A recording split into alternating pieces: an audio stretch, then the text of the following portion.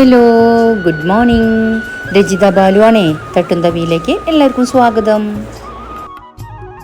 ഇന്നേ നമ്മുടെ അടുക്കളത്തോട്ടത്തിലെ വഴുതിന നന്നായിട്ടുണ്ടാവാനായിട്ട് പൂക്കാനും അത് നന്നായിട്ട് കായ്ക്കാനൊക്കെ ഉള്ള ഒരു വളപ്രയോഗം എങ്ങനെയാണെന്നുള്ളതിൻ്റെ ഒരു റെസിപ്പിയുമായിട്ടാണ് വന്നിരിക്കുന്നത്.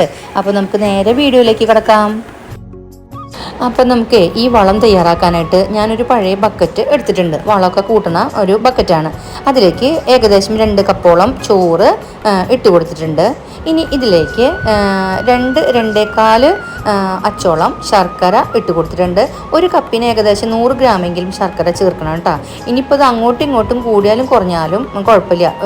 ഇതാണ് കറക്റ്റ് അനുപാതം എന്നൊന്നും പറയണില്ല കേട്ടോ. ഇനി നമുക്ക് ഇതിലേക്ക് ഇത് മുങ്ങിക്കിടക്കാവുന്ന അത്രയും കഞ്ഞിവെള്ളമോ അരി കഴുകിയ വെള്ളമോ അതൊന്നുമില്ലെങ്കിൽ തന്നെ സാദാ വെള്ളമോ ചേർത്ത് കൊടുക്കാം. എന്നിട്ട് നമുക്ക് ഈ പാത്രം ഒന്ന് അടച്ചു വയ്ക്കാം. അപ്പോഴേ നമ്മൾ തയ്യാറാക്കിയിട്ടുള്ള കൂട്ട് 4 ദിവസങ്ങൾക്ക് ശേഷം കേട്ടോ ഞാൻ നിങ്ങൾക്ക് ഇപ്പോൾ കാണിച്ചു തരുന്നത്. ഞാൻ തുറക്കാറുണ്ട് ഇത്, പക്ഷെ നിങ്ങളുടെ മുമ്പിൽ ഇപ്പോഴാണ് ഞാൻ തുറക്കണത് കേട്ടോ. ഞാനിത് ഇടയ്ക്കിടയ്ക്ക് തുറന്നിട്ട് നമ്മൾ ശർക്കര അലിഞ്ഞോ വറ്റൊക്കെ എന്തായെന്ന് ചെക്ക് ചെയ്യാറുണ്ട്. അപ്പോൾ ഒരു 4 ദിവസം കഴിഞ്ഞപ്പോഴേക്കും നന്നായിട്ട് പൊട്ട സ്മെല്ലുണ്ട്, നന്നായിട്ട് പുളിച്ച് വന്നിട്ടുണ്ട് കേട്ടോ. ഇനി നമുക്കിതിലേക്ക് ഈ ഒരു ഇൻഗ്രീഡിയൻറ്റും കൂടെ ചേർക്കണം. അപ്പോഴാണ് ഈ ഒരു വളം പൂർണ്ണതയിലെത്തുള്ളൂ കേട്ടോ. അതാണ് നമ്മുടെ സൂഡോമോണസ്.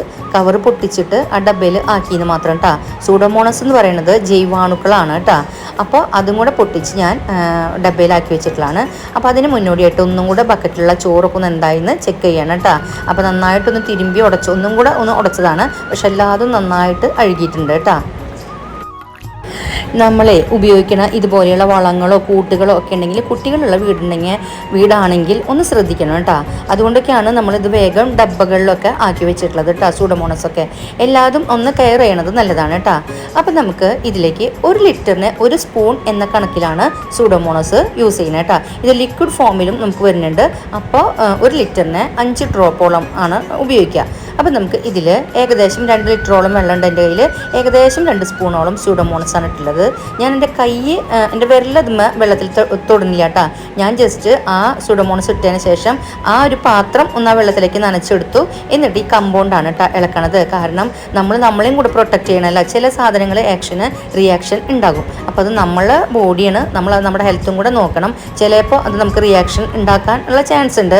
വല്ല കൈവിരലൊക്കെ മുറിഞ്ഞിട്ടുണ്ടെങ്കിലോ ഒക്കെ നമ്മൾ നോക്കണം കേട്ടോ. അപ്പോൾ അതുകൊണ്ട് ഞാനത് പിന്നെ കമ്പൗണ്ടാണ് ഇളക്കിയത്. അല്ലെങ്കിൽ ഗ്ലൗസ് ഇടോ മാസ്ക് ഇടോ ഒക്കെ ചെയ്യണത് നല്ലതായിരിക്കും.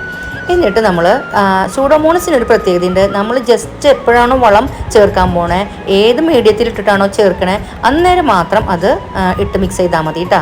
എന്നിട്ട് ഞാൻ അതിലേക്ക് 3 ഗ്ലാസ്സിന് 1 ഗ്ലാസ്സും കൂടെ വെള്ളം എന്ന കണക്കിന് വെള്ളം കൂടെ ചേർത്തിട്ട് നമ്മളിപ്പോൾ അപ്ലൈ ചെയ്യാൻ പോവുകയാണ് കേട്ടോ. അതിന് മുന്നായിട്ട് നമ്മളുടെ വഴുതിന ചെടികൾ കേടുപാടൊക്കെ ഉണ്ടെങ്കിൽ അതൊക്കെ ഒന്ന് തീർത്ത് കൊടുക്കണം കേട്ടോ.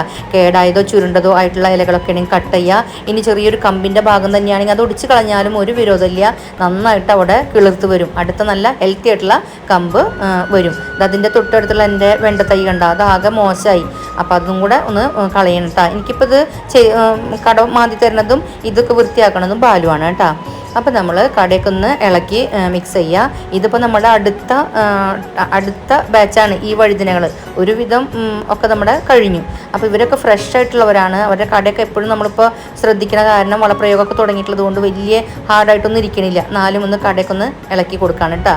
എന്നിട്ട് നമ്മൾ ഈ വഴുതിന തൈകളുടെ കടയ്ക്ക് ചുറ്റുമായിട്ട് ഇതൊന്ന് ഒഴിച്ചു കൊടുക്കാം കേട്ടോ. നമ്മളെ കേടുവന്ന ഇലകളും കമ്പുകളൊക്കെ കട്ട് ചെയ്യലോ അത് അവിടെ തന്നെ ഇട്ട് പോവരുത് കേട്ടോ. അതൊക്കെ പറക്കിയെടുത്തിട്ട് നമ്മൾ ചപ്പുചവറുകൾ കത്തിച്ച് കളയണ കൂട്ടത്തിൽ അതിനെ കത്തിച്ച് കളയണം. കാരണം അതിൽ വീണ്ടും രോഗാണുക്കൾ ഉണ്ടാവും. എന്നിട്ട് നമ്മൾ കൈയോടുകൂടി തന്നെ പുകല കഷായോ അല്ലെങ്കിൽ പപ്പായയുടെ ഇലയും വെളുത്തുള്ളിയും ചെറിയുള്ളിയും ചതച്ചതുള്ള ആ മിശ്രിതോ അതൊക്കെ ഒന്ന് തെളിച്ച് കൊടുക്കണത് നല്ലതാണ് കേട്ടോ. അതുപോലെ തന്നെ നമ്മുടെ ഒനിയൻ്റെ ആ ഒരു സിറപ്പും അതും തെളിച്ച് കൊടുക്കണത് നല്ലതാണ്. നമ്മൾ സവാളത്തോലിൻ്റെ ഒരു വളം ഉണ്ടാക്കിയിട്ടുണ്ടായിരുന്നല്ലോ, അതും തെളിച്ച് കൊടുക്കണത് നല്ലതാണ്. പിന്നെ വളപ്രയോഗത്തോടൊപ്പം നനയ്ക്കേണ്ട കാര്യം മറന്നു പോകരുത് കേട്ടോ. നനയും അത്യാവശ്യം വേണ്ടതാണ്. പ്രത്യേകിച്ചും ഇപ്പം ഇത്രയും ഈ ഒരു ചൂടുള്ള സമയത്ത് നമ്മൾ നനയും ഒഴിവാക്കാൻ പാടില്ല കേട്ടോ. അപ്പോൾ ഇങ്ങനെയൊക്കെ ഒന്ന് നമ്മൾ കെയർ ചെയ്ത് കഴിഞ്ഞ് കഴിഞ്ഞാൽ നമ്മുടെ വഴുതിനും ഇഷ്ടം പോലെ വഴുതിനെ ഇട്ടരുണ്ടാ. പിന്നെ ഈ ഒരു വളം ഉണ്ടല്ല എല്ലാ ചെടികൾക്കും, എല്ലാ പച്ചമുളകിനോ തക്കാളിക്കോ ഒക്കെ നല്ലത് തന്നെയാണ് കേട്ടോ. എന്നാലും വഴുതിനയ്ക്ക് ഇത് അല്പം കൂടുതൽ ഇഷ്ടമാണെന്ന് തോന്നുന്നു. അപ്പോൾ നമ്മൾ മുളക് ചെടിക്ക് ഒനിയൻ്റെ സ്പ്രേ ഭയങ്കര ഇഷ്ടമാണല്ലോ എന്ന പോലെ ഇവർക്ക് ഈ ഒരു വളം ഭയങ്കര ഇഷ്ടമാണ്. പിന്നെ സ്യൂഡോമോണസ് വീട്ടിൽ കരുതുന്നതൊക്കെ നല്ലതാണ് കേട്ടോ. ഇതുപോലെയുള്ള പച്ചക്കറി കൃഷിക്ക് അതല്പം ചേർക്കുന്നതൊക്കെ വളരെ നല്ലതാണ്. ഞാൻ ഇവിടെ കാണിച്ചിട്ടുള്ള ഏകദേശം ആ വലുപ്പത്തിലുള്ള വഴുതിനി തൈകൾക്കാണ് ഉപയോഗിക്കുന്നത് വെച്ച് കഴിഞ്ഞാൽ ഏകദേശം 1 ഗ്ലാസോളം ഈ വളം ചേർത്ത് കൊടുക്കാം കേട്ടോ. ഞാൻ ഈ വളം പ്രയോഗിച്ചത് മിനീസ് ലൈഫ് സ്റ്റൈൽ എന്ന് പറഞ്ഞിട്ടുള്ള ആ ചാനലിൽ മിനി ചേച്ചിയുടെ വ്ളോഗ് കണ്ടതിന് ശേഷമാണ് കേട്ടോ. അപ്പോൾ എനിക്കും അത് വളരെ യൂസ്ഫുൾ ആയിരുന്നു കേട്ടോ. ഒരുപാട് വഴുതിന് നമ്മൾ ഉണ്ടാക്കിയിട്ടുണ്ട്. പല വെറൈറ്റിയിലുള്ള വഴുതിനകളുണ്ട് കേട്ടോ. ഇനി ഉണ്ടാവുന്നതിൻ്റെ അപ്ഡേറ്റ്സ് ഞാൻ അടുത്ത ഷോർട്സിലൂടെയൊക്കെ കാണിച്ചു തരുന്നുണ്ട് കേട്ടോ. അപ്പോൾ ഇപ്പോൾ നമ്മൾ വേങ്ങേരിയും പിന്നെ ഉണ്ടവഴുതിനിയും അതുപോലെ തന്നെ ഒരല്പം ഉണ്ടിയും ഒരല്പം നീളമായിട്ട് ഒരു വെള്ള കളറുള്ള വഴുതിനിയാണ് ഇപ്പോൾ നമ്മൾ ചെയ്തിട്ടുള്ളത് കേട്ടോ. അപ്പോൾ വീഡിയോ ഇഷ്ടമായി എന്ന് വിശ്വസിച്ചോട്ടെ. എങ്കിലും നമുക്ക് അടുത്തടുത്ത വീഡിയോകളിലൂടെ ഇനിയും കാണാം. അതുവരേക്കും ഞാൻ പറയണത് പോലെ സപ്പോർട്ട് ചെയ്യാൻ മറക്കരുത് കേട്ടോ. അപ്പോൾ ഓക്കെ, അതുവരേക്കും അടുത്ത വീഡിയോയിൽ കാണുന്നത് വരേക്കും എല്ലാവർക്കും നന്ദി, നമസ്കാരം.